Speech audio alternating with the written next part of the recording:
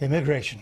Yes, the UKIP candidate in the Rochester by-election, Mark Reckless, was jeered at a public meeting last night after he was asked what would happen to those EU migrants currently living here if we were to leave the EU. Let's listen to the exchange. What would happen, Mark Reckless, if we left the European Union? What would happen to, for instance, the Polish plumber who lives in Rochester? Would he be able to stay? Would he have to go back? Well, I think in the near term, we'd have to have a transitional period, and I think we should probably allow people who are currently here to have a work permit, at least for a fixed period. Forgive me, if there's a Polish plumber who, for instance, has got a house, got a family, got kids at the local school, are you going to deport him and his family? I think people who've been here a long time that integrate in that way, I think we'd want to look sympathetically at, but what we would want to do is new people coming in. What does that mean, then? What we would like to do is new people... Are we going to say that they need to go back as well? Mark Answer. What we would want to do is to look at new people coming in and apply a consistent Australian-style point system, and the same to people coming from Europe as we do to those coming from, say, the Commonwealth, from Australia, Africa, India, the Caribbean. We shouldn't have a discriminatory system which favours Europeans against people from outside. Well, Mr Reckless has come under fire, with some claiming that he was suggesting that EU nationals currently living here might have to return home if we leave the EU.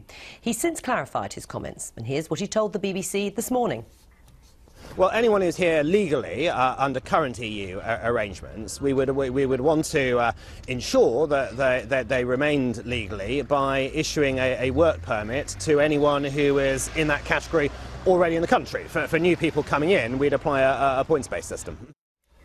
Well, let's just get some further clarification on this. UKIP spokesman on migration, Stephen Woolfe, he joins us now from Brussels. Mr Woolfe, welcome to the Daily Politics. Can you just clarify, what would the status of EU citizens living in this country, what would their status be if we left the EU? Absolutely clear, as Mark was saying in the statement you just heard.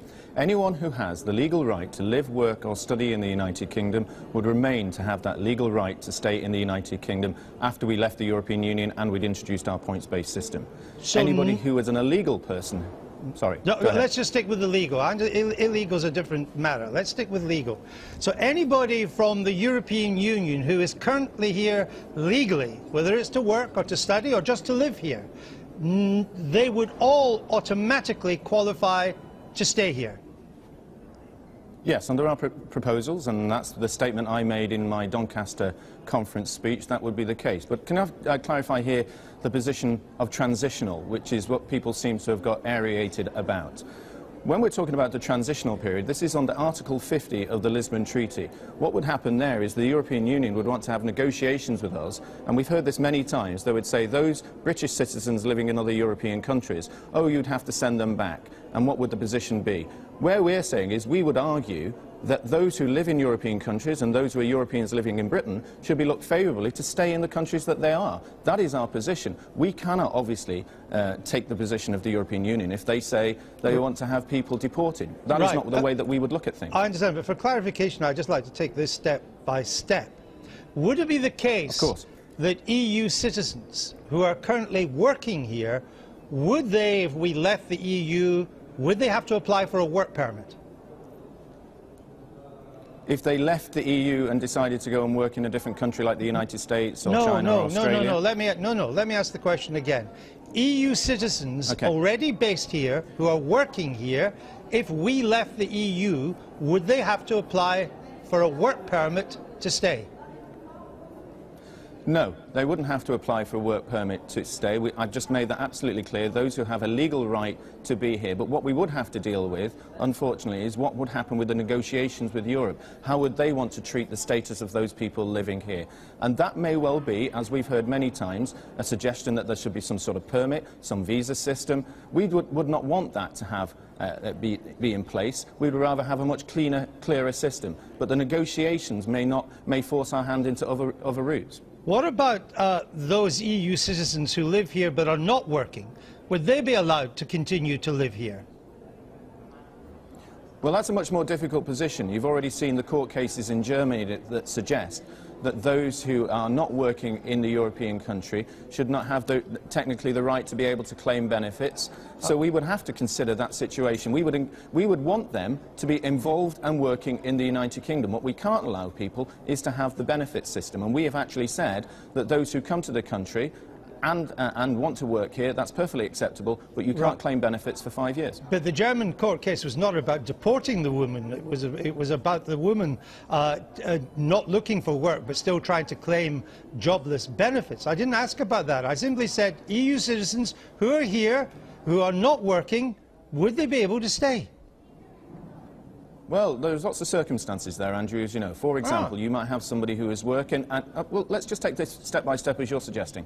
For example, what about someone who is working here, contributing to society, paying their tax, and is married, and his wife isn't working? We're certainly not going to deport his wife for doing that. So you've got to recognise there is a humanity element in this, and so we're not going to be there sitting down saying, oh, we're going to deport this Tom, Dick or Harry to do so. It's not going to happen. We will have a situation where those who are living and working here have the opportunity. Those who are on benefits may be on benefits for different reasons. They may be sick, they may be ill, they may be married. We'll have to look at those circumstances, but the intention, just look at the intention is not to change things for those who are currently living here.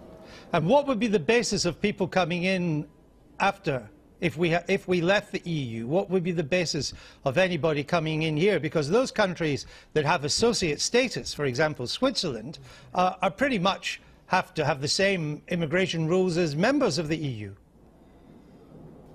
Well, we would not necessarily have to go down that line. I think it's absolutely clear that once we're a sovereign nation once more with full independent rights to be able to control our own immigration system and borders, that we can then hopefully have a much more ethical system where everybody is treated equally across the globe. I think it's really unfair sometimes on the system that we have where Chinese professors or people from India have to have a visa system applied or get restricted in the numbers that we have, such as the 50,000 a year. So that's where we would go for, Andrew. I understand that, but if you want some kind of associate status outside the EU, as Switzerland and Norway have at the moment, part of the price the EU wants is essentially open borders. There's a higher proportion of immigrants in the Swiss workforce than there is in the British workforce. So if you don't agree to that, there could be serious restrictions on British ability to move to the EU, correct? Well, that's exactly what I argued at the beginning when we said about the transitional periods. We would hope that the European Union would be sensible and actually calm about the position of those who live in the country already from Britain, and that we would therefore be able to have the equal status with those who are Europeans living in the UK. I don't want to get into some sort of bidding war with the European Union about who's a good citizen, who's not a good citizen. I would want us to have to be sensible and say, let's leave it as it is, the status quo, and then we look at the independence of the UK, which we want to have an open system to the whole world, and hopefully the European Union would see that sense. But again, the European Union has often not seen sense, and I recognise that there could be difficulties in negotiations, as you're highlighting. So why then, given that you're saying this morning, I can't really see any circumstances where you're saying that an existing EU citizen in this country would be deported or forced to leave Britain, except in extremis, why was Mark Reckless then implying that there would be discretion, that they would look at cases favourably, which also implies you'd look at others unfavourably? Why did he seem to imply that it wasn't going to be an automatic right to remain in this country? No, he didn't imply it was going to be an automatic right to be deported. No, that's my point. That's what you're implying. Yeah, he wasn't. No, he wasn't suggesting that those who live here would automatically leave. What he was talking about is the looking favourably in terms of the transitional period, the negotiating element. That is part of the brief that I've put out there, and knowing full well that the European Union may not want to negotiate favourably. Our view is that we want to have people here look at that situation more favourably than maybe the EU. And so that is part of the 4 stages of the policy. Legal people can stay, illegal people can go, points-based system, and that we would argue for favourable status during the negotiation period with the European Union. Just one final question, Mr. Woolfe, because I'm not quite sure what you're saying here. Yeah. If these negotiations don't go well, if you can't come to an agreement with the European Union about Britain's status outside of the European Union, is that when EU citizens living here will be in some trouble? No, because we will then turn around and embarrass the European Union for being childish and nonsensical. We will still seek to have those in the European Union who are here, living here, working here, contributing to society, able to stay here. That is the issue. We do not want deportation. I am not going to go down the line of saying that the European Union should be less favourable. We want them to be as favourable to people as possible, because after all, we're dealing with human beings, Andrew.